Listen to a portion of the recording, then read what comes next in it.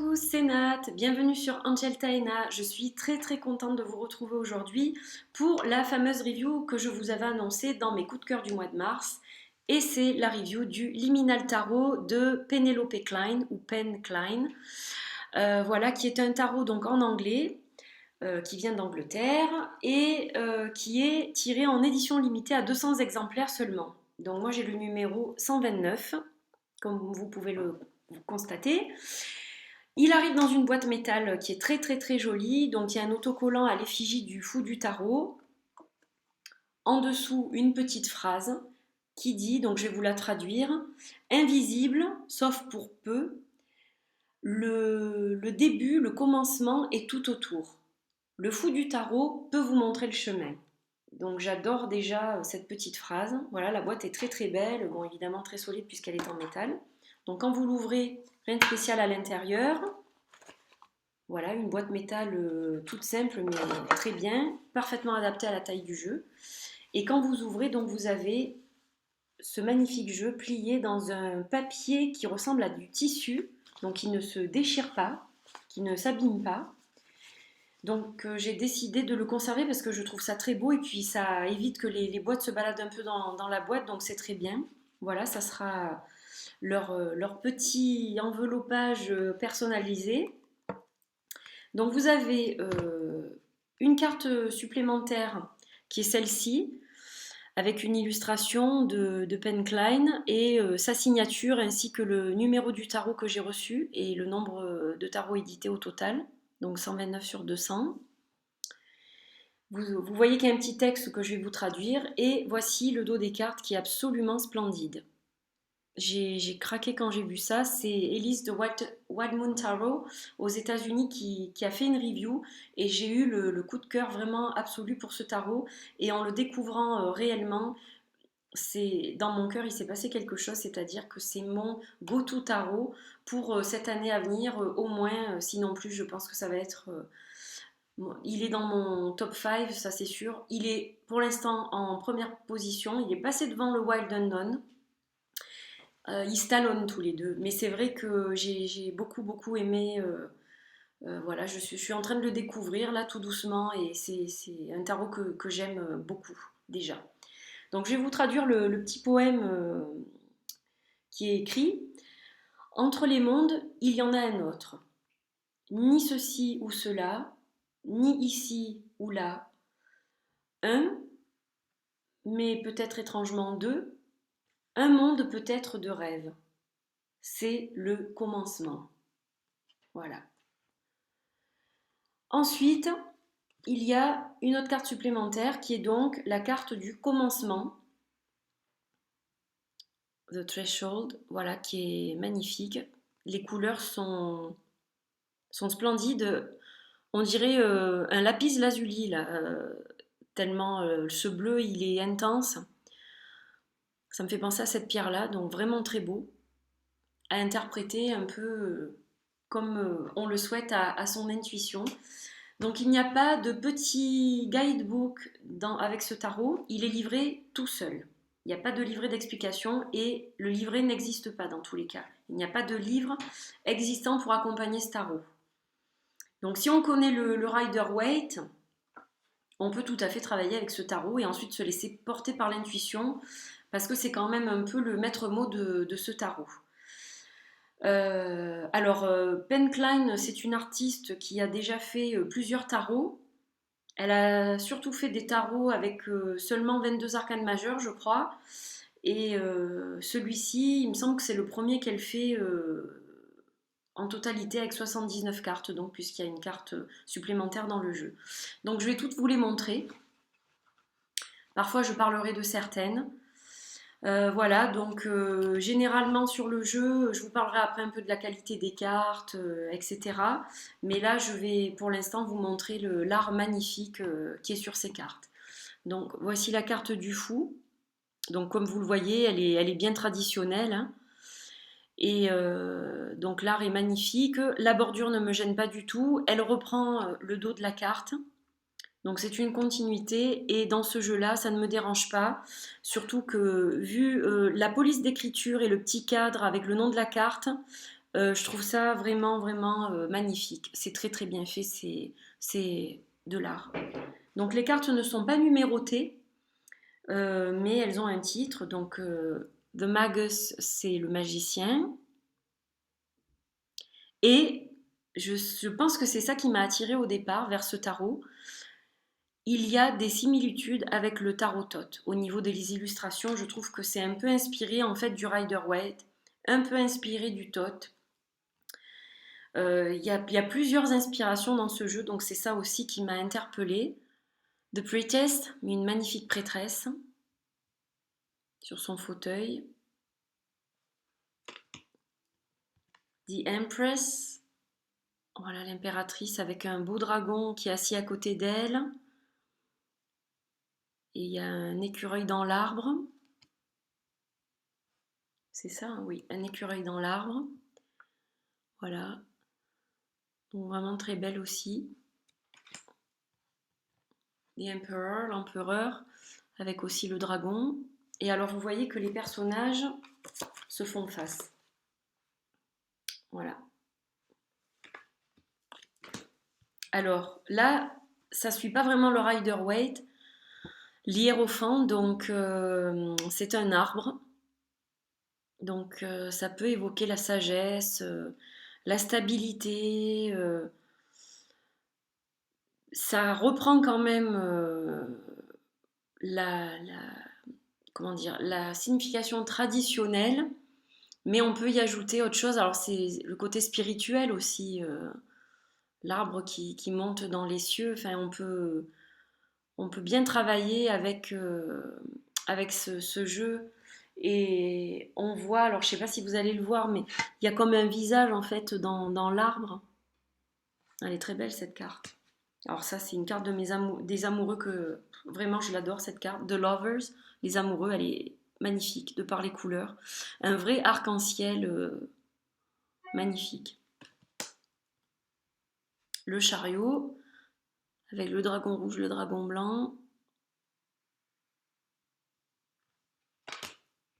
Alors ça c'est la justice et elle est appelée ici Adjustment. Il y a quelques noms qui ont été changés et qui me font justement penser au tarot Thoth. L'ermite. Voilà, il n'y a pas de numérotation. Ça, c'est la roue de la fortune. Ils l'ont appelée Fortuna. Elle l'a appelée Fortuna. La force, Strength, et je la trouve très belle celle-là. Vraiment, c'est une carte magnifique.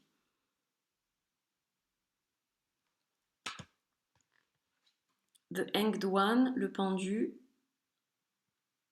Alors vous le verrez quand même, je pense que ça ressortira à l'écran. Les couleurs sont magnifiques, hein.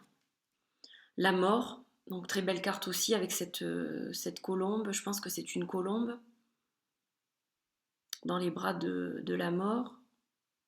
Et vous voyez que, alors c'est comme, il y a comme la Renaissance, c'est-à-dire il y a une jambe d'homme et vous voyez ensuite une patte d'oiseau.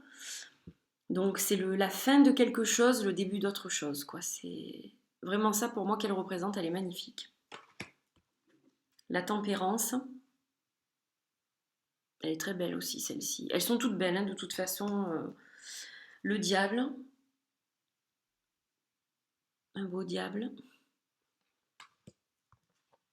La tour, très réussie aussi. Alors je suis désolée, ça brille un peu. Le papier est assez mat, mais c'est vrai que ce sont les lumières que j'ai dans le bureau. Donc ça c'est l'étoile, la carte de l'étoile, elle est remarquable cette carte. Je la trouve vraiment différente des cartes d'étoiles que j'ai déjà vues. Et il y a une profondeur dans ce tarot. Il y a une profondeur d'âme. Là vous voyez la lune par exemple, elle est magnifique celle-là. Je crois que c'est une des cartes qui m'a décidé à acheter ce tarot en fait. Quand j'ai vu celle-ci et la carte du soleil, elle est mimi tout plein avec les petits là, j'ai trouvé ça une représentation un peu différente et ça m'a beaucoup plu. Alors le jugement, c'est The Angel, c'est l'ange.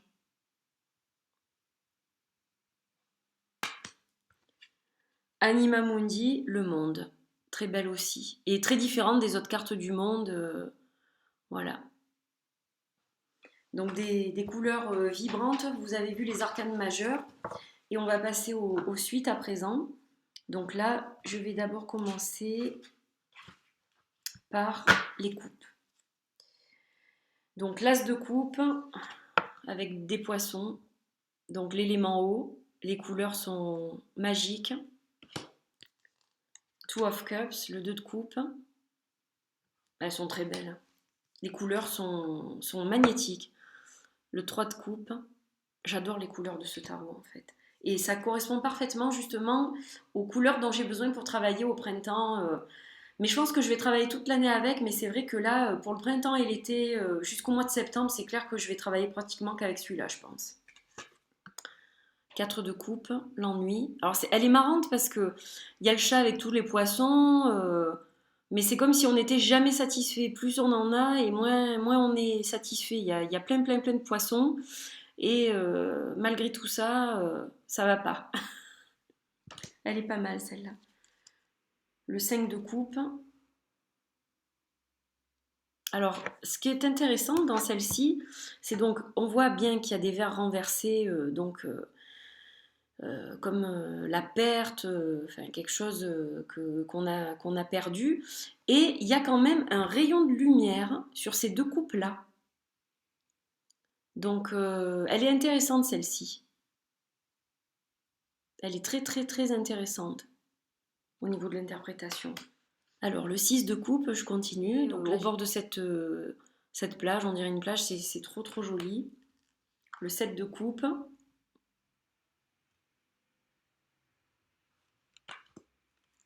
Le 8 de coupe, là, il n'y a plus rien pour cette personne-là à l'endroit où il y a les coupes cassées. C'est presque comme s'il les avait brisées lui-même, et puis là, il s'en va voilà, avec sa pelle, et il fait le deuil de ce qui est derrière, et puis il avance vers la lumière. Elle est magnifique, cette carte. Le 9 de coupe, le 10 de coupe. Les couleurs sont toujours très belles. Le roi de coupe, et puis il y a un petit côté rêveur et enfantin avec les créatures que l'on voit sur certaines cartes, et vraiment ces illustrations m'ont parlé tout de suite. Ça fait un peu, c'est comme un monde magique, un monde de rêve. Vraiment j'aime beaucoup quoi, ça m'inspire beaucoup cet art là. Reine de coupe,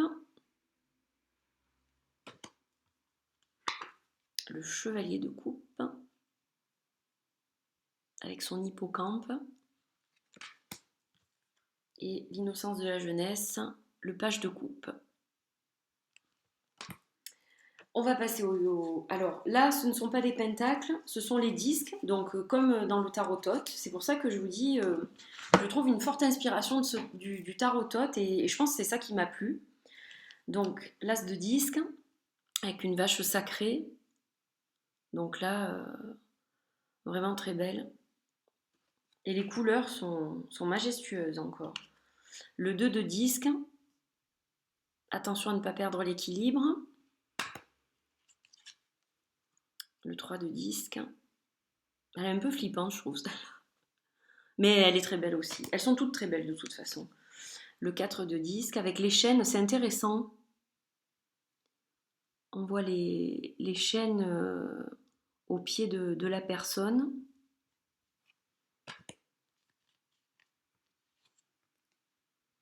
Le 5 de disque.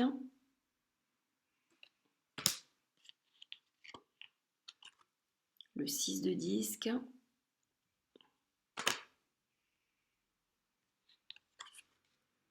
Le 7 de disque. Elle est très belle celle-là. C'est vrai que les couleurs sont vraiment magiques, ces couleurs. Hein. Le 8 de disque.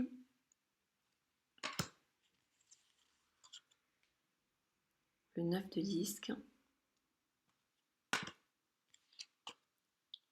Le 10 de disque. Donc qui correspond, je le rappelle, au pentacle. Le roi, très beau, pieds nus, juste magnifique. La reine, avec la petite chèvre à côté. Le chevalier. et le page avec le petit chien. Très très belle. À présent, on va passer aux épées. Alors les épées, les couleurs aussi sont trop belles. Donc on est à l'élément R. Donc l'as d'épée. Le 2 d'épée. Et elle est intéressante celle-ci parce que on dirait presque que... Alors je sais pas si c'est un effet d'optique, mais qu'il y a une tête en fait ici et qu'il y a deux... Ouais non, c'est ça. Hein. Il y a comme en fait deux autres personnes à l'envers, là à l'envers, là à l'endroit, dans cette personne-là.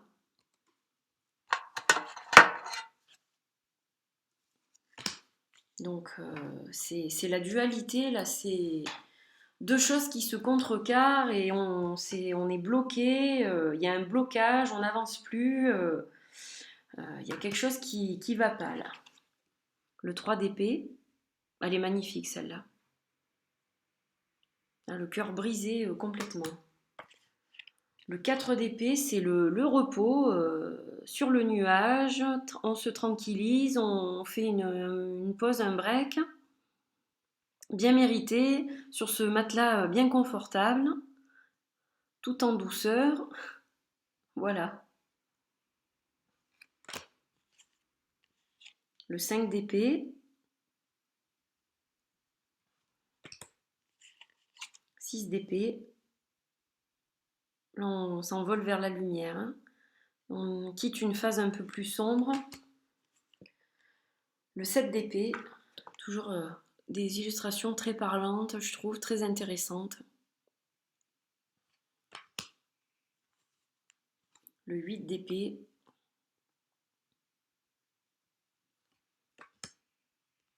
le 9 d'épée, le cauchemar, donc c'est bien ça. Et encore, je la trouve moins terrible que dans certains autres tarots. Je la trouve plus douce, là, celle-ci. Bon, celle-là, pas trop quand même. Le 10 d'épée, c'est l'échec. Hein. Le roi d'épée,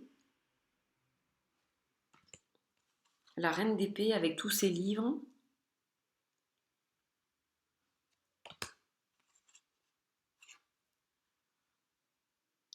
Le chevalier d'épée. Et le page d'épée. Donc vous voyez, elles sont toutes très belles. Alors c'est marrant parce que souvent les pages se ressemblent dans les différentes suites. Et on passe à l'élément feu avec les bâtons. Donc là, ça ne change pas, c'est les bâtons. Donc l'as de bâton, avec la salamandre, qui représente l'élément feu. Hein. Le 2 de bâton, 3 de bâton, le 4 de bâton, le 5 de bâton. Alors celle-ci, elle est bien colorée, elle est surchargée même en couleurs et en motifs de toutes sortes et elle représente bien la confusion, le conflit. Voilà, on n'est pas d'accord. Ça fait vraiment, c'est vraiment l'impression qu'elle donne celle-là. Je trouve ça trop bien fait. Le 6 de bâton, 7 de bâton. Elle est magnifique aussi. Le 8 de bâton, le 9 de bâton. Là, on a le fardeau sur le dos, 10 de bâton. Ça va être dur d'arriver au sommet. Le roi de bâton, magnifique roi de bâton. La reine des bâtons, très belle aussi. Là, on a le chevalier de bâton. Et enfin, le page de bâton. Voilà, je vous les ai toutes montrées, donc voilà, je n'ai pas assez de mots pour dire vraiment que je le trouve très beau, je le trouve très très beau, vraiment. J'ai rarement flashé comme ça sur un tarot, donc voilà, vraiment je suis subjuguée par l'art. Alors, les tranches sont normales, mais en fait, on dirait que c'est légèrement brillant. Bon, ça se verra pas, mais c'est très joli. Donc, je vous remontre le dos. Voilà, vous voyez, il est épais, mais sans plus. La qualité des cartes, elle est juste comme il faut, elle est parfaite en fait. C'est ni trop épais, ni pas assez. C'est brillant, mais pas trop. Donc, il y a une jolie finition juste parfaite. Coin arrondi, voilà, il est parfait. La qualité, elle est au top. Là, je donne 20 sur 20 au niveau de la qualité. Super bien présenté, super bien emballé. Voilà, ça arrive avec une petite carte, avec un petit mot gentil de l'auteur que je vais vous montrer. Donc en fait, ça arrive avec cette jolie carte. Voilà, qui a été retouchée par Photoshop au niveau des couleurs, parce que je pense qu'elle était en noir et blanc. Et il s'agit de Pamela Coleman Smith avec le Rider-Waite tarot qu'elle a créé. Donc cette image a été créée dans Photoshop par Penelope Klein. Et donc elle m'a mis un petit mot personnalisé. Donc chère Nathalie, j'espère que tu aimeras le liminal. Love and Light, amour et lumière, peine. Voilà, c'est super sympa, je trouve. Voilà, donc j'ai fait le tour. Ce tarot est magnifique. Je pense que je vais quand même bien travailler avec celui-là parce il est absolument magnifique. Voilà, j'ai craqué et je regrette pas parce que il est vraiment très très beau quoi. Voilà, donc j'espère que vous avez aimé cette review, qu'elle vous a plu, que vous avez été sensible à l'art que je vous ai montré. Je suis toujours contente de partager mes jeux avec vous, mes impressions. Voilà, donc n'hésitez pas à me laisser vos commentaires et puis voilà, pour me dire un petit peu ce que vous en pensez. Voilà. Donc je vous souhaite une très belle soirée, une très belle journée et une belle semaine. À bientôt. Bye bye.